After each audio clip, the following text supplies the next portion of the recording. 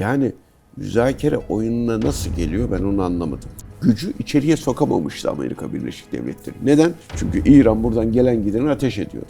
Ateşkes oldu. Adam bütün hepsini buraya getirdi şimdi.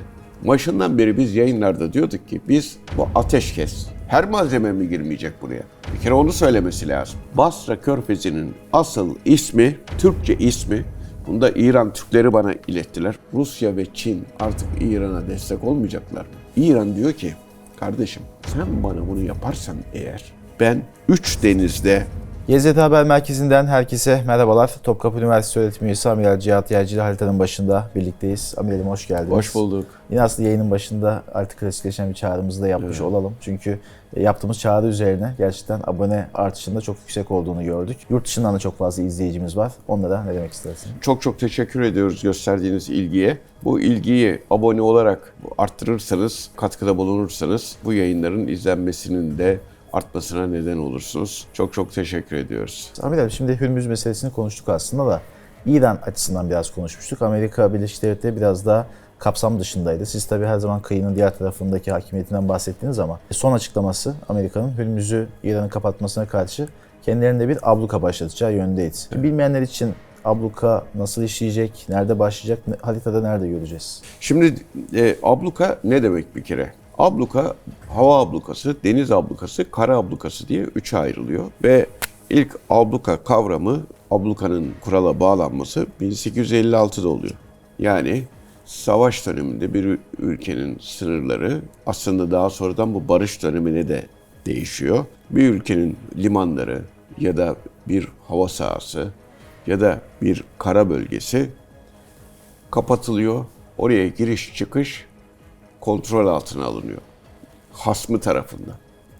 Yani A ülkesi, A devleti B devletine savaş açmış ise B devletinin bir hava sahasını ya da bir kara sahasını ya da bir limanına giriş çıkışı ben kontrol edeceğim. Benden izinsiz kimse giremez diyor. Bunun için bir kere açık bir ilan gerekli.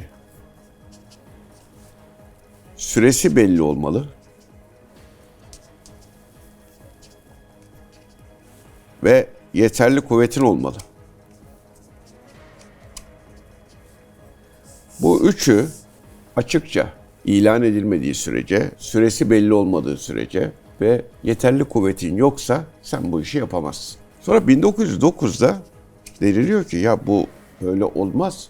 Ticaret gemilerine, tarafsız gemilere falan müsaade edilmesi lazım. Tamam, anladık. Savaşan devletler birbirlerinin gemilerine müsaade etmesinler. Ama ticaret gemilerine ve tarafsız gemilere müsaade etsinler diye bir toplantı yapılıyor. Ama toplantıda çok az bir çoğunluğun ve çok az bir üye bu görüşü destekliyor. Diğerleri desteklemiyor. Hayır, abluka öyle olduğu gibi kalacaktır diyor. Sonra 1949 yılında Cenevre Sözleşmeleri yapılıyor Cenevre'de.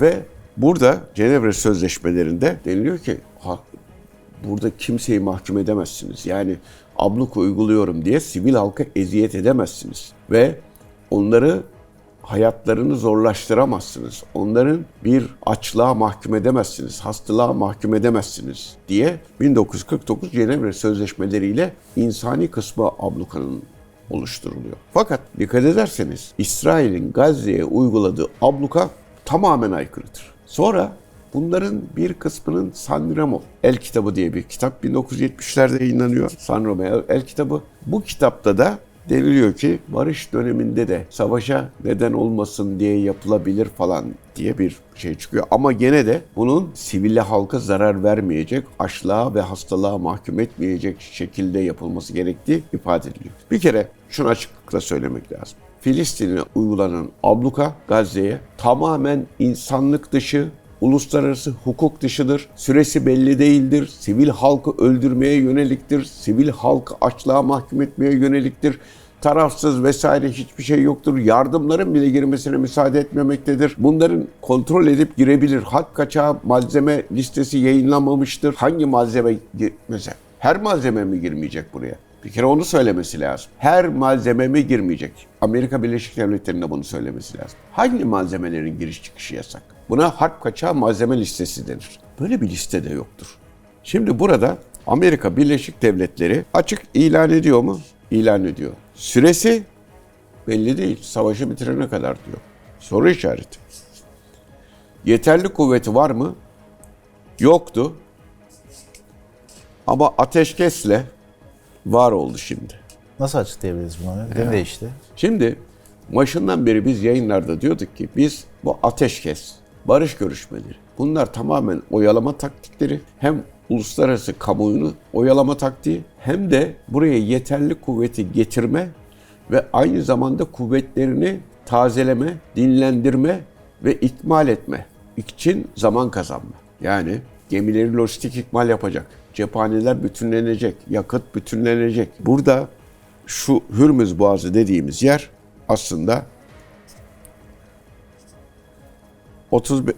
yaklaşık 35 kilometre uzunluğunda bir yerdir, genişliğinde. Bunun 3 kilometre, şöyle gösterelim.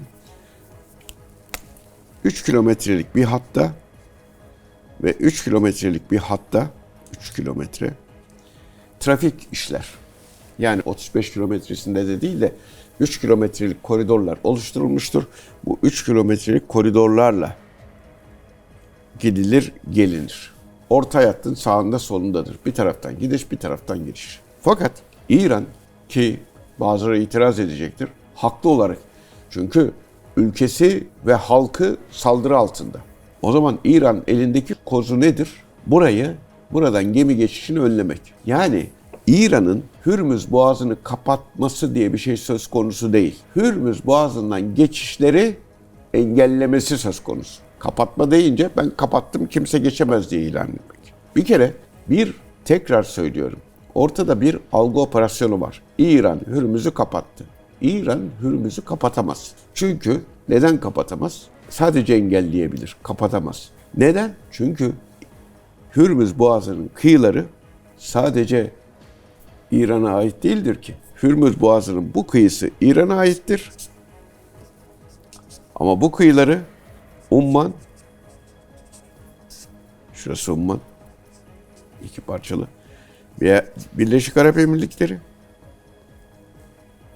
ve Basra Körfezi'nin içi de, bunu da söyleyelim şimdi, bu çok önemlidir.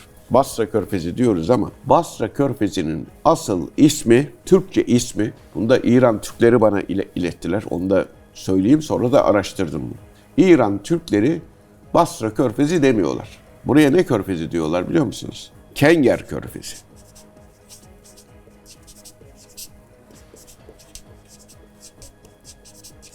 Türkçesi bu. Kenger Körfezi. Neden Kenger Körfezi biliyor musun? Sümerler kendilerine aslında Kenger diyorlar. Kenger diyorlar. Orhun yazıtlarında Kenger bir Türk boyu olarak ifade ediliyor.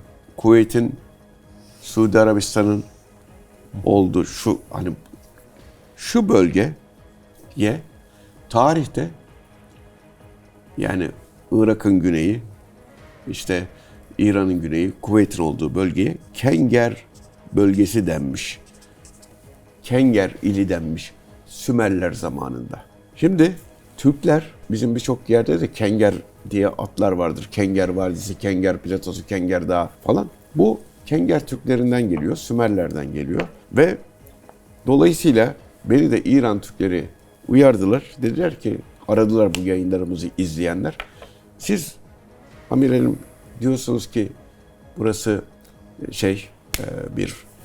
Basra Körfezi. Hayır, Kenger Körfezi deseniz daha iyi olur. Biz Türkler Kenger Körfezi deriz çünkü diyorlar. Peki efendim, burada şimdi Amerika Birleşik Devletleri'nin dediğiniz gibi yeterli kuvveti de sağladığını görüyorsak, bugünden baktığımızda nasıl bir abluka uygulayabilir? Çünkü daha önce uyguladığı ablukalarda biraz farklı bir coğrafya. İşte evet, komşularıyla değil, kendi ülkesine yakın bir bölgede değil.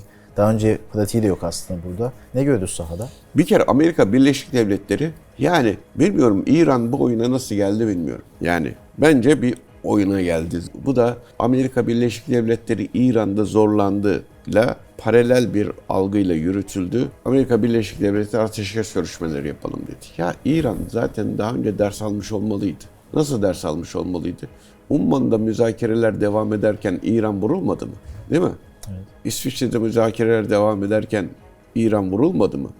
Yani müzakere oyununa nasıl geliyor ben onu anlamadım. Ki bu güncel müzakere sırasında da ateşkesin hemen ardından Lübnan'a İsrail'in Lübnan'a saldırısı oldu. hani ateşkes ilan edilmişti. Lübnan'a girdi. Şimdi bakın daha önce hatırlarsanız bu ateşkes ve müzakere konusu çok dikkat etmek lazım. Başka bir yere saldırmak için zaman kazanılıyor. Orası sağlam alınca başka bir yere saldırıyor. Gazze'de ateşkes ilan edilmişti hatırlarsanız. Adam Lübnan'ın yarısını işgal etti ondan sonra. Gazze'de ateşkes ilan edildi, Batı Şeria'ya işgale başladı. Ya bunlar gerçekten zincirinden kopmuş canavarlar gibiler. Her tarafa saldırıyorlar. Peki İran ateşkes görüşmeleri için ateşkes ilan edince ateşkese uydu. Peki ne oldu? Amerika Birleşik Devletleri'nin deniz piyadelerini taşıyan gemileri içeriye giremiyorlardı. Ateşkes ilan edildiğine göre ateş etmeyeceksin demektir. O zaman korkudan giremeyen amfibi hücum gemilerindeki yüklü askerler hop içeriye kendilerini attılar mı? Diğer gemilerde kendilerini içeriye attılar mı? Denizaltılarda girdiler mi içeriye? Burada şu anda yeterli kuvvet oluştu mu içeride? Şimdi burada o zaman Hark Adası var, değil mi? İran'ın en önemli yeri Hark Adası. Şurası. Nasıl bir adadan bahsediyoruz? Bu ada küçücük bir ada. Bu ada ama küçük. Yaklaşık 35 kilometre, 30 kilometre civarında İran sahillerine. İşte 150-200 kilometrede Kuveyt ve Suudi Arabistan sahillerine, Bahreyn sahillerine, Irak sahillerine olan bir mesafede. 150 ile 250 kilometre arasında hepsinin ortalamasını söylüyorum. 150, 200, 250 diyelim. Bu da İran'a da 30-35 kilometre uzaklığında bir ada. Burada bütün petrol ve doğalgaz boru hatları buraya geliyor ve İran buradan ihraç ediyor petrolünü. Şimdi Hark Adası'nın operasyon yapıp Hark Adası'nı ele geçirip İran'ın ekonomik olarak boğazını sıkmak istiyorlardı. Fakat Hark Adası'na amfibi harekat yani denizden çıkarma harekatı yapabilecek gücü içeriye sokamamıştı Amerika Birleşik Devletleri. Neden? Çünkü İran buradan gelen gideni ateş ediyordu. Ateşkes oldu. Adam bütün hepsini buraya getirdi şimdi. Hadi İran kendi eliyle ateşkes müzakereleri kandırmacasıyla karşısındaki düşmanın hazırlanmasını, daha da kuvvetlenmesini ve içeriye sızamayan düşmanın ateşkes gerekçesiyle içeriye sızmasına müsaade etti. Halbuki İran şunu demeliydi. Kardeşim ateşkes ilan ederim ama şu şartları kabul edersen. Ateşkes için müzakere, ateşkes yapılıp devam etmez. Ateşkes için müzakere, ateşin ne zaman kesileceği için şartlar yerine getirildiği zaman ateş ne zaman kesilecek. Ama şimdi ne oldu? Ateş kesilip müzakereye başlandı. Ya böyle bir şey olur mu? Ateş kesilip müzakereye başlanır mı? Ateşin kesilmesi için şartlar öne sürülmeli ve kabul ettirmeliydi İran bunu. En azından şöyle demeliydi. Kuvvetler olduğu yerde donmuş olarak kalacak, hiçbir hareket yapmayacak, bu müzakereler sonuçlanana kadar demeliydi bari en azından. Onu da demedi. Şimdi o zaman ben diyorum ki ya İran gibi güya diplomatik olarak çok tecrübeli bir devlet nasıl böyle bir hata yapar? Acaba diyorum bu müzakere işi de yine İran içindeki Mossad ajanlarının işe karışmasıyla, diplomatik seviyedeki işe karışmasıyla bu şekilde kabul edilip İran daha çok ezilsin diye buraya kuvvetleri yığmasıyla mı oldu? Şimdi diyor ki Amerika Birleşik Devletleri ben diyor İran limanlarını ablukaya alacağım. Nasıl alacak ablukaya? Gerçekten buraya attığı kuvvetlerle işte şurayı ablukaya alır. İşte bu şehir var, bilmem ne var, şunlar var, bunlar var. Bunları da önüne kuvvetleri dizer ve buraya gemi sokmasını engeller. Ama daha önemlisi hiç buraya riske etmeden Umman Körfezi'nde gelen giden gemileri burada sokar sokmaz. İran limanına gidiyorsan geçemezsin kardeşim. İran limanından çıkıyorsan çıkamazsın kardeşim der. Hiç de kendisini riske etmez böyle bir durumda. Burada Hürmüz'ü kapatan İran'da aslında iki tarafın da biraz kapattığı iki zincire gelmiş oluyor. Yani şimdi hep Hürmüz'ü sanki İran kapatıyor deniliyor. Halbuki Hürmüz'ü aslında ve Kenger Körfezi'ni kapatan Amerika Birleşik Devletleri aynı zamanda. Şimdi bunu hiç kimse düşünmüyor ve İran güya dünya ekonomisini sekteye uğratıyor. İran'ı suçlamaya çalışıyor. Ya bu saldırıyı yapan Amerika ve İsrail zaten. Dünya ekonomisine zarar veren de Amerika Birleşik Devletleri ve İsrail ikilisi. Amerika Birleşik Devletleri ve İsrail saldırmasaydı hiçbir şey olmayacaktı. Fakat burada mesela İran'dan 2-2,5 milyon varil günde ihraç ediyor. Buradan geçen miktar 20 milyon varile. Yani 20 milyon varil geçiyor. Bunun 2-2,5 milyon varili ancak İran'dan. Aslında İran çok daha fazla petrol sevk edebilecek kapasiteye sahip ama bu savaş nedeniyle bunu yapamıyor. Savaş nedeniyle değil, yaptırımlar ve savaş nedeniyle diyelim, yaptırımlar. Ve bu petrolü kime satıyor aslında? Ağırlıklı olarak Çin'e satıyor. Biraz da Hindistan'a gidiyor. Buradan petrol aslında Hindistan'a gidiyor, Avrupa'ya gidiyor. Basra Kenger Körfezi'ndeki ülkelerden bahsediyorum. Bu Kenger Körfezi'ndeki ülkeler, işte Suudi Arabistan, Irak, Birleşik Arap Emirlikleri, bunlar, Katar, bunlar hem Avrupa'ya hem Asya ülkelerine satıyorlar. Bunların içerisinde Güney Kore var, Çin var, Hindistan var, Japonya var. Bunlar muazzam derecede bu işten rahatsız oldular.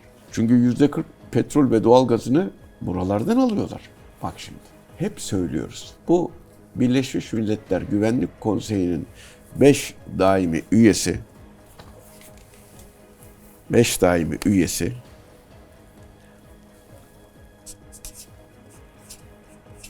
beşlüğü diyelim biz buna. 5 daimi üyesi asla birbiriyle savaşmazlar. Ve menfaatleri sıkıştığında mutlaka anlaşmaya varırlar. Buna şu parantezi açabilir miyiz? Güncel Amerika Birleşik Devletleri'nin başlattığı abluka sırasında Çin gemisinin de çıkış yaptığı görüldü. Ki aslında tam da harita üzerine baktığımızda iki ülkenin çıkarlarının çok da çatışmak üzere olduğunu söyleyebilirdik ama rahat bir şekilde geçti. Bunu nasıl yorumlayabiliriz? Şimdi şöyle, bunu şöyle çok rahat bir şekilde geçti. Şimdi burada iki tane şey var aslında. Bir husus daha var. Mesela Amerika Birleşik Devletleri Rusya'ya yaptırımları da kaldırdı. Basra Körfezi, Kenger Körfezi'ndeki petrol vesaire ticaret için.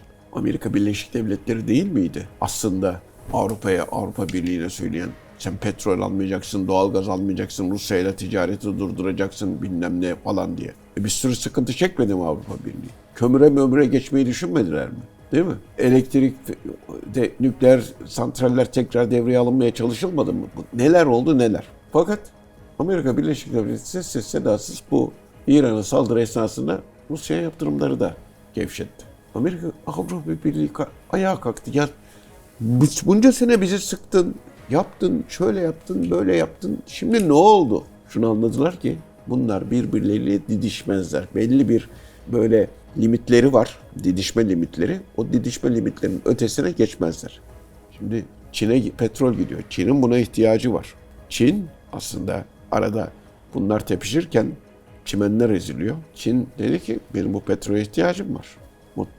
Gelecek bu. Gelmezse başka şeyler olur mesela. Ben seni daha çok zorlattırırım. Nasıl? Çin.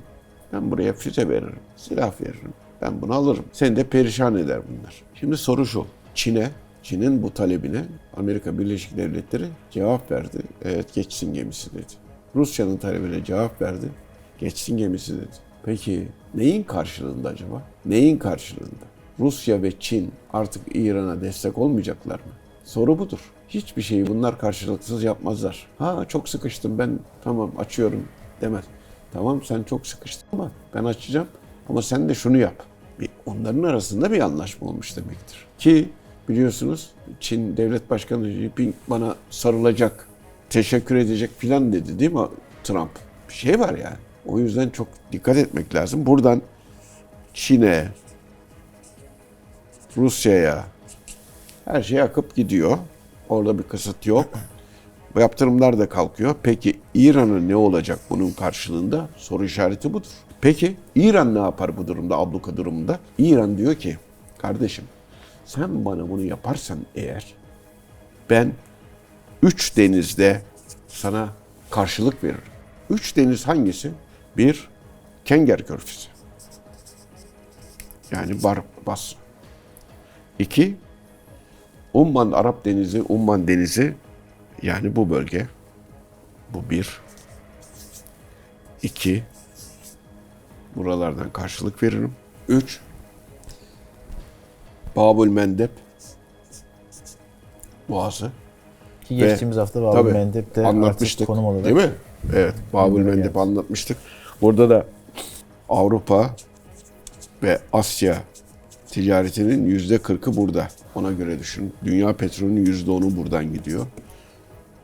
3 de burası dedi. Tamam mı? Bunun da içinde sayalım, bu üçün içine. Kızıldeniz'in içerisine. Ben de bu 3 denizi kapatırım dedi. 3 denizde nefes aldırmam size. Şimdi İran da kendine göre koz kullanıyor. Peki bu ne olur? Bir kere bu ateşkes esnasında Lübnan işgal edildi. Lübnan gitti, kimsenin sesi soluğu çıkmıyor, kimse de duymuyor. Suriye'nin güneyi gitti. Bu arada ateşkesten nasıl istifade ediyorlar gördün mü?